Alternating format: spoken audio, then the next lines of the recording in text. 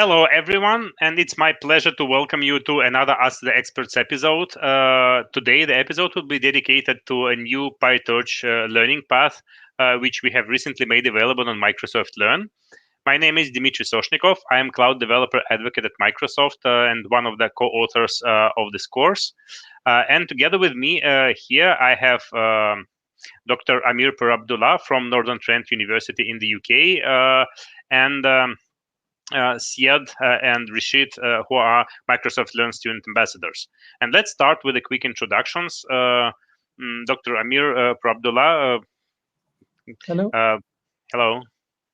Hello, everybody. I'm very pleased to be here. My name is Amir Pourabdollah, and I am a lecturer at Nottingham Trent University in the UK, and I'm in charge of the course of AI for undergraduates here in this university. Thank you. Thank you. Syed, over to you. So, hey everyone, this is Syed Farhan from Bangalore, India. Thrilled to be here. I'm a Gold Microsoft Student Ambassador from India and also a junior bachelor student in Electronics and Communication Engineering.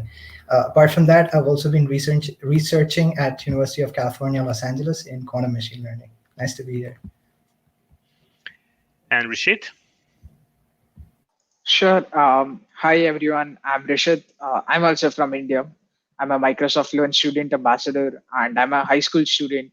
A part of that, I love open source and machine learning research. I have published quite a few research papers, and overall, I love machine learning research and contributing back to the community. Thank you.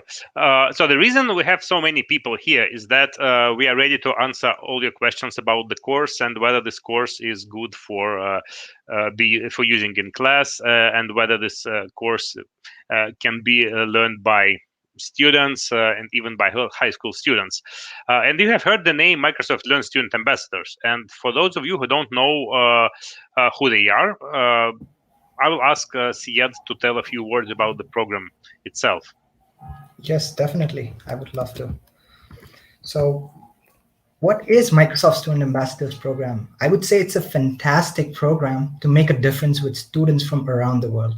So you get to grow your skills, build your reputation as a tech insider, lead communities, and empower students no matter where you're sitting. I'm sitting in India.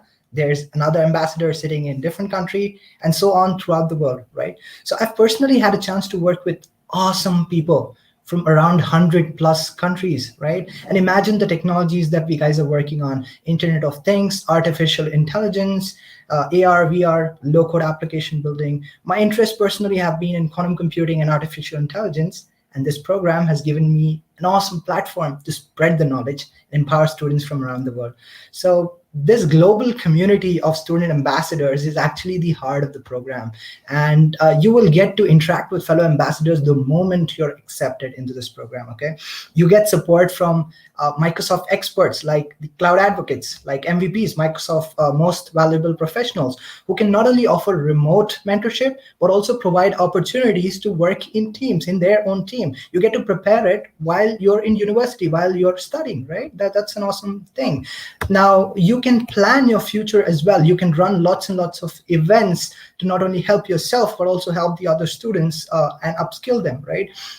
So you also get an opportunity to show off your work in local and global communities, right? And also, there's an awesome challenge known as the Microsoft Imagine Cup, which we have a tie-up with, and lots of student hackathon events which we take part in, not only as student participants, but also as mentors. So on an international scale, we get to do awesome things, right? So in this program, you will have tons and tons of opportunities to organize events. If you are ready to be a part of this awesome global community, then you should definitely apply to join the Microsoft Learn Student Ambassadors today. Link will be in the chat. Thanks, guys. Thank you so much. So let's come back to the original topic of our discussion, Microsoft Learn PyTorch learning path. So the history of this learning path is quite long. Initially, we noticed that if you go to tutorials on PyTorch website, there is an introductory tutorial, and then there is a lot of materials targeted for more experienced users. And we saw the need for some beginner level content which would go deeper into deep learning fundamentals themselves. And that is exactly the reason why Microsoft Learn PyTorch learning path was created, so that people have the place to go when they want to start learning the framework. So you can reach this learning path if you go to, for example, PyTorch website to the beginner's tutorial. It quickly advises you to go to Microsoft Learn, because that is the place where you can learn much better than just on the website. Because Microsoft Learn is much more than just content. It's also the place where you can track your progress, where you can execute code in the notebooks, when you can see how everything works, and also you get some knowledge checks. And that's why Microsoft Learn as a platform is very convenient for those tasks. The way Microsoft PyTorch learning path is structured is that there are 4 modules. The first module is introductory module, which pretty much corresponds to the content available on the PyTorch website. So essentially, it's pretty much the same, but it's executable. Again, you can start and you can start your own like sandbox and play with the content. And then there are 3 specific modules, one dedicated to computer vision, one to natural language processing, and one to audio classification. And those give you pretty good introduction into PyTorch and also to the topic itself. So that is the very quick overview of the module, and I definitely encourage you to ask any more specific questions in the chat if you have them. But while you are thinking of the questions, let's ask our student ambassadors, because they were the first people to review this module. And actually, we have incorporated a lot of feedback from student ambassadors into the course before releasing it to general public. So what were your impressions of this course? Like, do you think it's suitable for students? What do you like more? Yeah, so the one thing which I love in this course is the way it has been structured. It is so beginner friendly. It takes the learner on a thrilling ride, starting from neural networks to computer vision to natural language processing, and also some audio classification. Everything is being done in an interactive and fun manner. That's what I love about this course. And another good point that I see is that everything is organized as Jupyter notebooks and code cells. So you see some material, you learn something, you have the code just below it to execute stuff, okay? So you execute it right in your browser where you're learning stuff, right? You see the video, you have the text, and then there's a code cell to be executed. And the learners can resonate really well with all the modules. So in this high demand world, and there's such a big need for such artificial intelligence courses to be taught in an interactive manner, and I'd really recommend everyone to go through it. Rashid, would you add something? Sure. So as Dmitry mentioned, I had the chance to review this course early and share some feedback with the team. And I have to say, I really love this PyTorch Fundamentals course. And one of the great aspects about this is, as I had mentioned, it's a Jupyter notebook. So it's not something where you can just read stuff, or you'll probably just read it off like a paper, but instead it's explanations followed by code cells.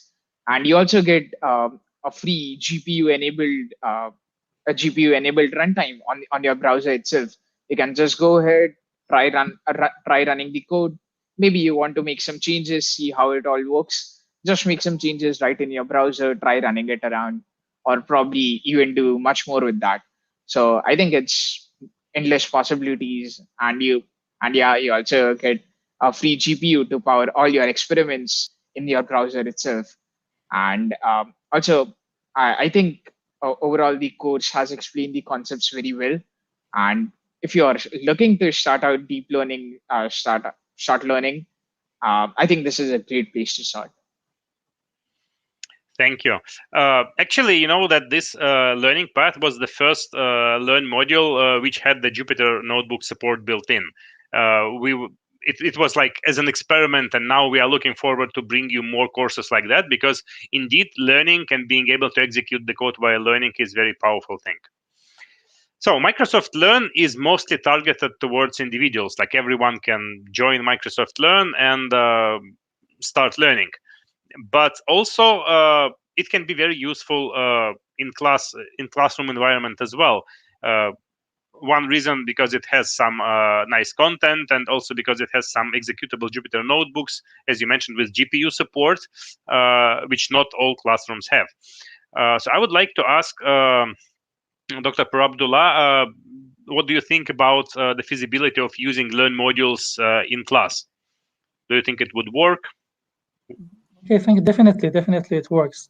So I had the chance to look at the materials for PyTorch for this learning path. I think the reason I'm here is because last year we incorporated other learning path. It was for Azure AI Fundamental for the first time in the module that I'm running in the university. So for the first time, we could successfully integrate all of those materials with the classical material that we had, and the student enjoyed the journey, having both the classical one and something from the Azure AI Fundamentals. Sorry. And by the end of the term, they could successfully achieve their certificates. I think we can repeat the same thing using this PyTorch learning path. Well, you know that these days, most of the AI courses are based on Python, so we use Python as a main tool for developing of the AI projects. So because of this, we welcome to have an alternative, a very good alternative of doing programming library such as PyTorch, in addition to something else that we are using, such as TensorFlow and other libraries. So it is very, very nice. It's very great that we see that Microsoft has a good support over all of these open source libraries. And also independently and also for free, they provide the learning path that can be used by anybody. They provide, as you said, the integrated sandbox, the Jupyter notebook that students can use them for having a good learning path. I think this learning path can be integrated within a classical AI module because it has enough full coverage about many of the important topics that we are teaching during the year. But also on top of this, it can also be used as a standalone course, either for the non-AI disciplines or non-computer science disciplines, perhaps for business school or for biology school, anybody who is interested to have some kind of deep learning or machine learning experience, or as a professional development for the staff here. So I can see potentials of this, great potential of this to be integrated within the AI courses or as a standalone course. And as I said, it has a good coverage over the vision, the audio, text classification, all within the deep learning environment. And I generally have a good feeling that it can be used later on within our courses in the university. Thank you. Thank you. I actually wanted to talk a little bit about like generally learning deep learning, because deep learning is the subject which involves some mathematics, and we specifically did not want to go too deep into details in the learning path, because Microsoft Learn is targeted mostly to developers. So if developer comes and wants to learn, we expect him to be able to start solving certain problems without getting too deep into theory. So I think it makes it very good addition to the university courses, which will cover all the theoretical part in the university setting, and then can offer this learning path as an addition to students. Yes. Like, do you think in general, like, should we be more theoretical in courses like that for developers, or is it the right balance? Like, how do you think it compares to the way people are being taught in the university? Yes, I think that's a very good point that you mentioned. So I think the integration of this Jupyter notebook and the one that we call it sandbox gives the students a good opportunity to have both of these at the same time. So when they are learning about the theory of something, a theory of, let's say, CNN or deep learning or any other things, at the same time, without having much delay, they can practice it. Right? So theory and practice just side by side to each other. So that is a very good advantage for us. So the student, they don't have to build up some theoretical knowledge before they go to the lab and practice it. They can practice it while they're learning. So that's a very important thing for us. And they can immediately practice whatever they have learned. And we do not need to separate the theory and practice to classes and a separate lab. Everything is just integrated to each other. So that's the first time I see such an integrated environment that people can learn very effectively in that. So that makes a kind of natural and seamless way of learning. Thank you. Thank you. We are starting to getting questions from the audience. So one I would like to take first is what are the prerequisites for the course? Do students need to know some background material on neural networks, on backpropagation, and so on? Originally, like when we planned the course, we thought that the knowledge of Python should be pretty much sufficient and we will cover all the rest. But yeah, you never know like whether it's clear, whether it's a good beginner level course or some knowledge is required. So what do you have any impressions? Like, do you think people just with Python knowledge can join and start learning, or they need something else? From my point of view, I think it has a good level in terms of being fundamental enough. So people with a little bit of starting knowledge of Python can start to work with that.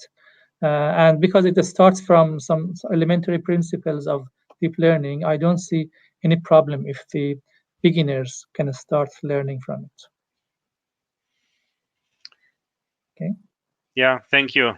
So anything to add? Perhaps the student ambassadors can give us a better impression about this. Yeah, I agree with Amir.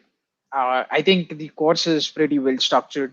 So the first module itself, which is Introduction to PyTorch, and you'll be learning all about PyTorch. You don't need a lot of deep learning background. And the question specifically mentioned about in-depth knowledge about how to write a backpropagation algorithm or how to do an optimization. So no, you wouldn't need all of that for this course. Just basic knowledge of Python would suffice. Excellent. So one more question we have is that, like, if you want to learn PyTorch, you can go to the PyTorch website, and there is already tutorial for beginners available there. Does the course add any value to that? I can probably start by saying that on PyTorch, there is indeed a very good tutorial, and we, in fact, helped to co-author it together with developer advocates from PyTorch. And it covers like the basics, the beginning. But if you want more, like if you want fundamental knowledge on convolutional neural networks, on how to do text processing, that is not something that PyTorch website will teach you, because that's not their focus. Their focus is to show you how to use the framework to solve some specific tasks. And they are very good at it. But for fundamental knowledge, you can indeed go to Microsoft Learn. And also Microsoft Learn, as we have already mentioned today, provides executable environment. So you can play with the framework in the GPU setting, which is quite nice. However, like if you want more information, definitely PyTorch website is a good place to continue your journey and learn more specific ways to use PyTorch, like to do more complicated things. Okay, can I add something? Sure. Yes, I don't think that we need to think about something to be replaced with something else. I think the community must be open enough to digest different sources of materials, either from the PyTorch developers or from Microsoft developers or from any other. So we must be selective about what we can learn more. But the thing that I found interesting in this learning path, as I also mentioned, is the availability of theory and practice together. and that natural flow that I mentioned. The other thing is that because it is a kind of browser-based learning, we do not need to leave the learning materials to another environment to try our coding, for example. So a browser-based learning, even in the mobile phone, people can write their codes and try it because it's just everything is in the browser. So accessing to some high-power computing from Microsoft side or GPU or etc. All can be done with the very lightweight devices, especially these days with the COVID, we can use it in a kind of mobile platform. So that could be taken as an advantage. Thank you. Thank you. One more question that relates to your comment, because you mentioned that one should be ready to explore other content from the community. And there is a question that this course is like introductory. It covers the beginner material, but it doesn't cover more advanced topics such as autoencoders, object detection, and so on. What would be the recommended way to go? What is the recommended learning path after this course? Where people should go? And I think I have already mentioned like PyTorch website is one good destination, and definitely massive online courses like Coursera would be another good choice, like to go deeper into deep learning. And of course, I mean, if you start dealing with more state-of-the-art problems, then like reading scientific papers would be a good way, and searching for papers with code and so on. Anything you want to add to this, like any specific recommendations maybe? I don't know, maybe our students ambassadors can have some comments on this. No, I think that's a really great path to follow after this course, and I don't have anything more to add on to that. Yeah, you've pretty much outlined all the sources that we can go to after learning this path. Yeah. Well, we are actually thinking maybe to expand this a little bit also on the Learn portfolio, but we will see how it goes. I think that beginner level content is like something which is really important, but then there are just so many things to go to that it's difficult to cover everything. Like we cannot definitely replace full scale like open curriculum and something like that. So definitely, if you want to go deeper into this topic, there are a lot of materials to learn. One more question that we have is like slightly unrelated. So according to us, which technology is best scope with SDE role? So like what technology should people learn for the SDE role? So SDE is software developer engineer, and I can probably try to answer, because I have been a software developer engineer for a couple of years before becoming cloud developer advocate. I think that it's very diverse. So the scope of technologies today is such that one person cannot learn everything. Like before, maybe 10, 20 years ago, it was possible for a person to understand how computing works end to end, like from microprocessor to like everything. Nowadays, you need to specialize, and according to what you like, I think you should learn what you like, and then that should lead to job selection, like what you want to do in life. Do you want to do like web applications? Do you want to become a software developer engineer in test, who would be writing the testing code which tests other people's code, and so on? There are very many different pathways.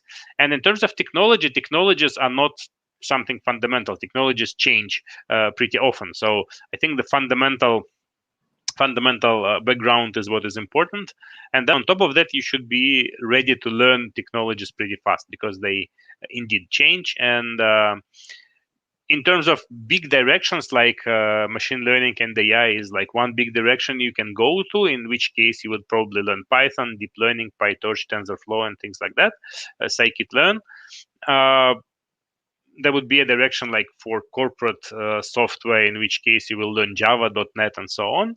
And web development, full stack web development, like JavaScript, Node.js, and those kind of things.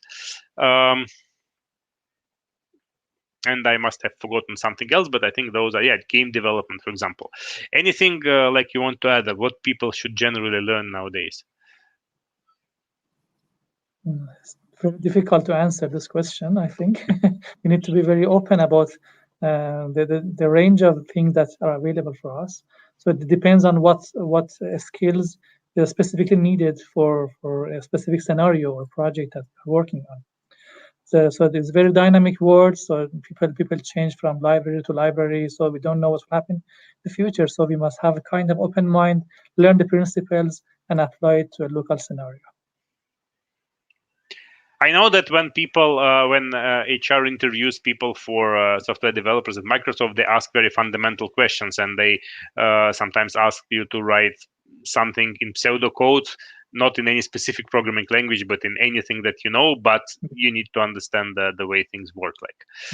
One more question from Anil: like, if somebody wants to run the notebooks on their own machine, like, is it possible to do it? That can probably be very useful in class environments, by the way. If you want to run the course on premises, like in the universities, if for some reason you have available compute, or like if you want to take it with you for offline delivery. In fact, the notebooks are available separately from Microsoft Learn course, and they're available on GitHub, and we will show the link, I think, in a moment. So in GitHub repository, you can have all the notebooks for the course. The problem with that is that notebooks are like, they are 90% of the course, but there is also like question and answers, quizzes, and so Microsoft Learn is a little bit more than just notebook content, but notebook content is also available, and you can take it and use it if you want to do that. So I think that was very nice conversation, and thank you very much for taking part in this conversation. I hope that like, you will be a good advocates of this course, and as student ambassadors, you will tell about this course to more students, so that we have more viewers and more people joining it. And we're actually working to create something bigger than that, also available on GitHub, and look forward for news from us towards September. We hope to provide you with more interesting content.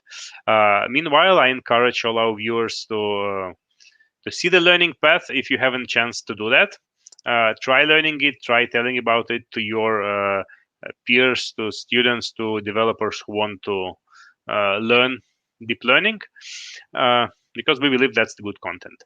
So anything you want to like add or say when we still have a couple of minutes? I just want to thank you and Microsoft team for your time and efforts on developing such a good coverage about different topics in AI, especially this PyTorch one. And I'm very pleased to be in a part of the team to promote the applications of this program language within the university, within the students community, and within any other learning environment. So that's quite something that I would like to appreciate. Thank you. Yeah, thank you. So I think it you. has been. Yeah. I was just saying, I think it has been really fun working on this Learn module, and thanks for making all of this content accessible to all. I would also like to make a last quick mention that this is not just computer vision, which you heard us talking about. We also have modules in this course about NLP and audio, so you can work with all of that in the course itself.